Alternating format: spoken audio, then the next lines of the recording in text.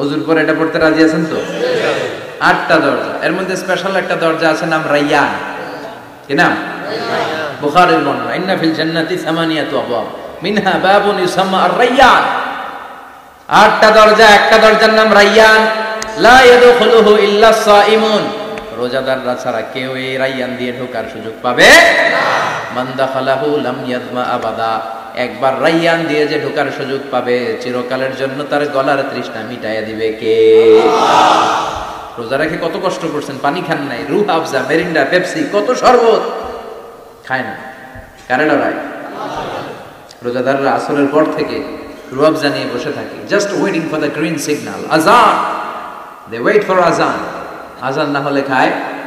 এই যে আল্লাহরে ভয় পেয়ে গলাটারে শুকায় রাখছিলেন, এই রায়্যান দিয়ে ঢুকলে গলার শুকনা অবস্থা বন্ধ করে দিয়ে এটারে সিক্ত করে দিবে কি? আল্লাহ। আজীবন সিক্ত আপনার গলা, কোনো তৃষ্ণাই পায় না।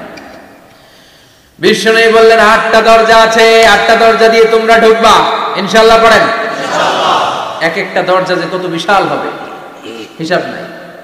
বড় বড় যে রাজপ্রাসাদ, তাজমহল আছে, এগুলার যে দরজা, জান্নাতের দরজা মনে হয় এই সাইজের না?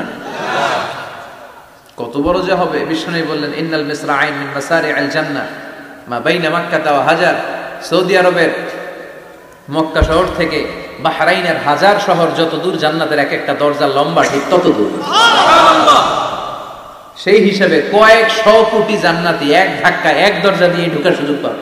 সুবহানাল্লাহ। কয়েকশো কোটি জান্নাতি একবারে এক ধাক্কায় এক দরজা দিয়ে জান্নাতে ঢুকে যাবে। জান্নাতে অনেকগুলো ক্লাস আছে। বাসের মধ্যে থাকে না ফার্স্ট ক্লাস, সেকেন্ড ক্লাস?